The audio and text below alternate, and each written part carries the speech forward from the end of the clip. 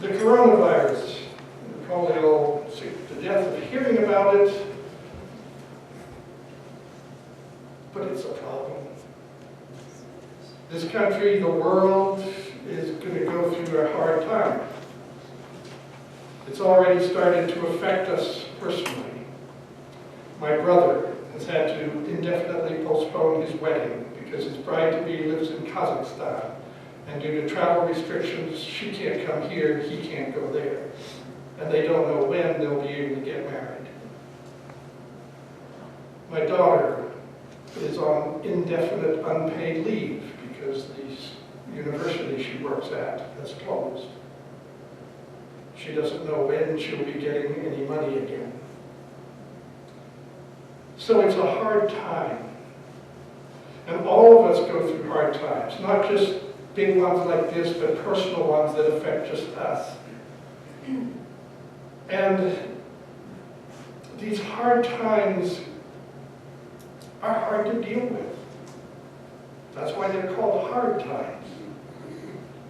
And as Christians, we have a better way of dealing with them than most people. And I'd like to tell you 3 stories of people from history who faced hard times. I've changed some of the details a little, so see if you can guess who they are. The first story is about a man who was the bearer of bad news. Bearers of bad news are never welcome. In fact, there's a story in Greek mythology that told of a woman named Cassandra who angered the gods, and their punishment to her was to give her the gift of foretelling the future and the curse that no one would believe her. Bearers of bad news are not welcome. And this individual was that. He knew that his country was headed for calamity, and he wanted to warn people about it. He started traveling around the country giving multimedia presentations, but no one would listen. The first official response from the government was to arrest him, chain him up in prison, beat him. But that didn't discourage him. He continued to give this warning to the nation, including speaking directly to government officials. So the government came up with their own speakers to give the government line, which ridiculed him and accused him of being unpatriotic.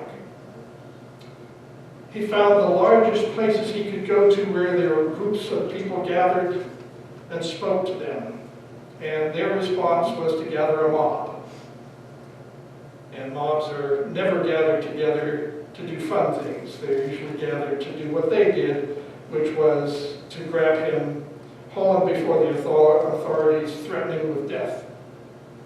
He was able to talk his way out of the situation, but that was not true of some of the people who did believe in what his message was. At least one of them was given a death sentence, fled the country, but the government was so angry, they sent secret agents after him. They kidnapped him from that country, smuggled him back to their own, and then had him executed. And his body was shown so that people would know this is what you get when you believe this man.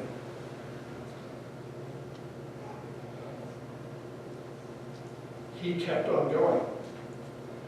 He wanted people to be warned of this coming calamity.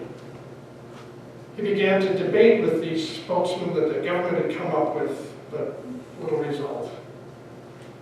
And then it happened, exactly as he had predicted. There was an invasion of their country by an enemy in a neighboring country. Their armies came in, crushed all opposition until they came to the capital city and surrounded it. What was the response of the government to this man who told them exactly what was going to happen? They imprisoned him. He was imprisoned in a homemade cell in the basement of a government official for a while, and then eventually taken to government headquarters and imprisoned there. In spite of this, he continued to give this message because he said that it hasn't all taken place yet. This is just the start.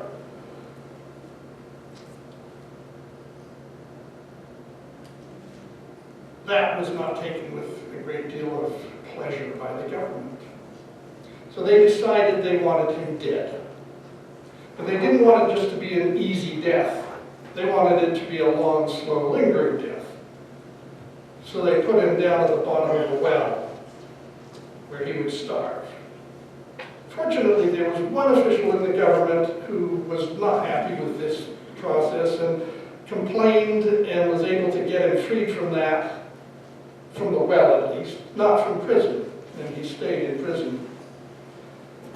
And of course, the siege ended with the enemy being victorious. The capital city was burned, the government was wiped out, many of the people were carried off as slaves. This man who had given the warning, his result was that he was taken into exile in a foreign country and died there. All of these horrible things happened to him, and yet he had an interesting response. The second story is about a man who had questions, and that's often what we have when hard times come. We ask that question, why? Why, God, are you letting this happen? Why are you doing this to me? This man was concerned about the rising tide of violence and the breakdown of laws and morals in his country. So he went to the Lord in prayer, which is a good thing to do. And the reply from God was that God was going to stop all of these problems by sending an army from a neighboring country to take over. Well, that's not the answer this man was looking for, solving one problem by an even bigger one. So he went back to the Lord and asked, why are you doing this? How can you let this happen? And God's only response was, don't worry about it, I'll take care of them later. He had this inside knowledge that something was going to happen, something bad that was going to overwhelm his country, and there was nothing he could do to prevent it. Just like there is nothing we can do to prevent the spread of the coronavirus. Well, actually, there are some things, washing your hands being the most important one. But overall, there's a little that we can do as individuals. So what do you do when you have those kinds of questions, when there's nothing you can do about what's happening? How do you approach hard times? And of course, sometimes hard times are a little more personal. Our last story is about a multimillionaire. He was very, very rich, obviously, if he was a multimillionaire, but he didn't let his wealth get in his head. He was a very religious man, devoted to his large family. And then one day, disaster struck. Hard time came. Through a series of events totally beyond his control, his entire fortune was wiped out. He was the owner and CEO of 3 business enterprises. 2 of them were taken over in hostile takeovers by corporate raiders. The 3rd one was destroyed by a natural disaster. As he was reeling from the news of all his business failures, something even worse happened.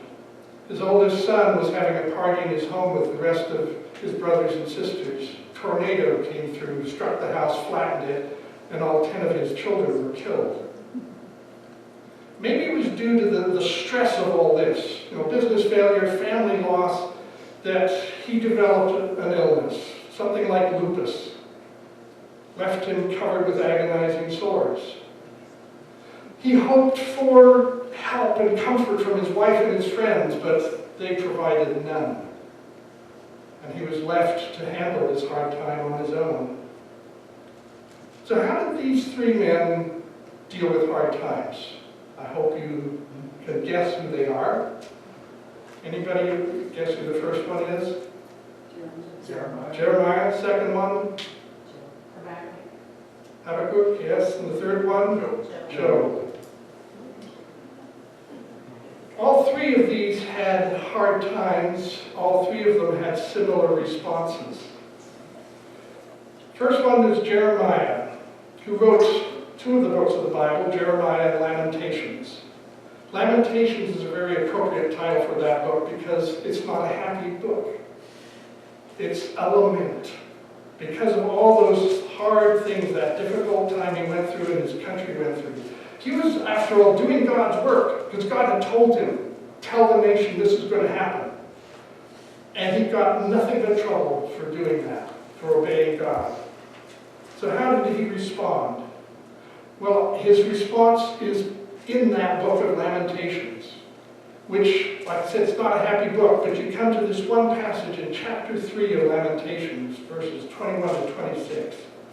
Jeremiah, in spite of all these difficult things he was going through, said this, "Yet this I call to mind, and therefore I have hope.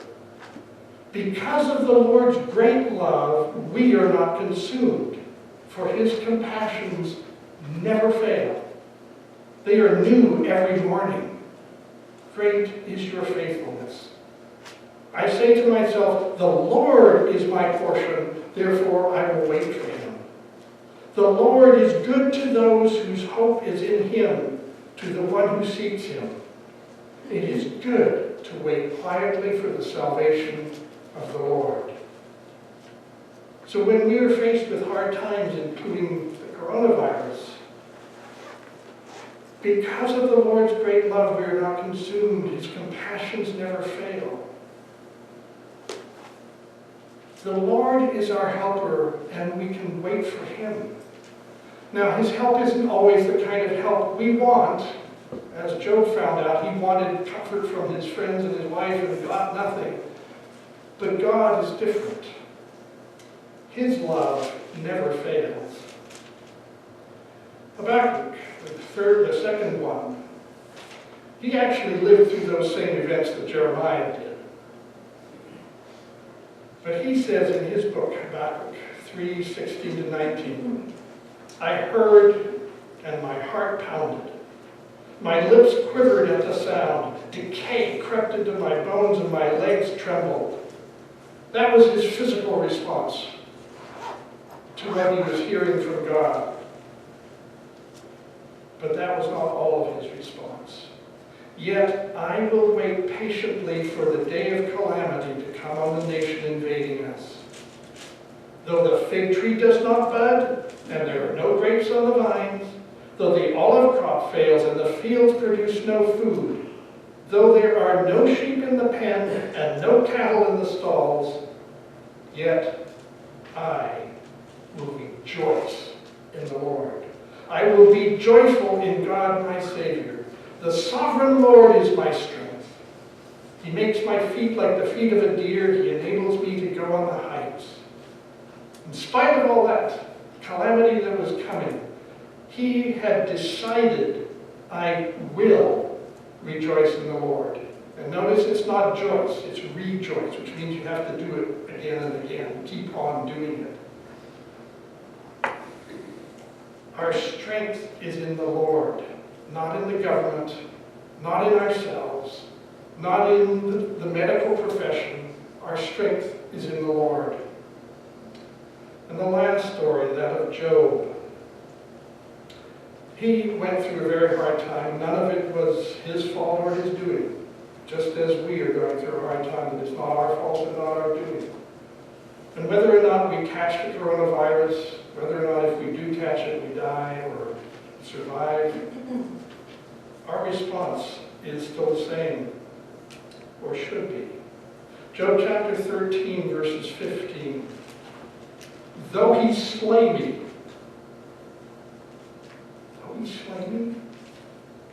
"yet I will hope in him."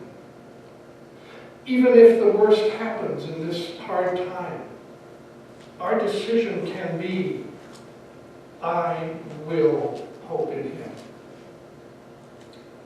And then later in chapter 19, "I know," not I think, not I feel, "I know that my Redeemer lives, and that in the end he will stand upon the earth.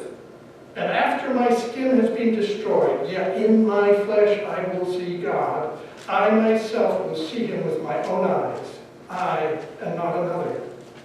How my heart yearns within me." So even if the worst happens, we get that coronavirus, our body is destroyed by it,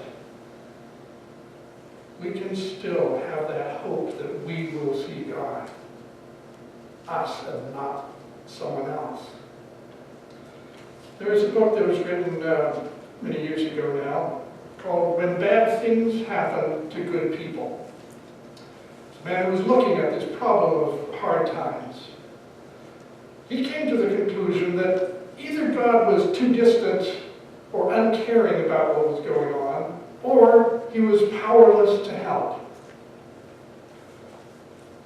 That's not right. God is neither too distant to care nor too powerless to help. The problem comes in when we think that because we are trusting in God, he's going to give us an easy life. Because we are trusting in God's protection, that means we won't catch the coronavirus. That means we won't go through some of these other hard times that will happen. But God doesn't promise that. Health and wealth is not something that he promises. In fact, as we look at the lives of these three men and many others, hard times will be a part of our Christian life. But God promises to be with us and give us the strength to go through those hard times. So we have verses such as Proverbs 14:32. When calamity comes, the wicked are brought down, but even in death, the righteous have a refuge. Psalm 23, Shepherd's Psalm. Even though I walk through the valley of the shadow of death, I will fear no evil, for you are with me. Your rod and your staff, they comfort me. And then one of my favorite passages in the whole Bible, Romans chapter 8, verses 38 and 39. For I am convinced that neither death nor life, neither angels nor demons, neither the present nor the future, nor any powers, neither height nor depth, nor coronavirus, nor anything else in all creation will be able to separate us from the love of God that is in Christ Jesus our Lord. Yes, we're facing a hard time. But our God is bigger than that hard time. And even if he slays us, we can still trust in him. Because for us, if we die, we go to be with him. It's not just the end of our life, it's the beginning of our real life in heaven. And that is why, which one was it? Job said, how my heart yearns within me, to looking forward to that being with Jesus. So we're faced with a hard time, and we're faced with a choice of how we respond to it. Hard times can break us, or they can drive us to our knees in prayer and praise in spite of a hard time. What will be your response? Will you be broken by this crisis? Or will you be on your knees praying and praising God, putting your hope, your trust in him? The choice is yours.